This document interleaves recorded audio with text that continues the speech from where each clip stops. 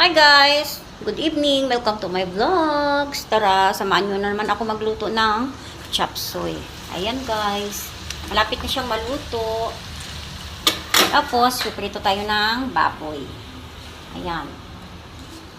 Good evening everyone! Ito na naman ang menu ko ngayon guys. Para may maialay na naman ako sa aking nanay at kuya. Ayan. Luto-luto tayo ng chop suey. Yan na muna guys. Gisa-gisa muna tayo.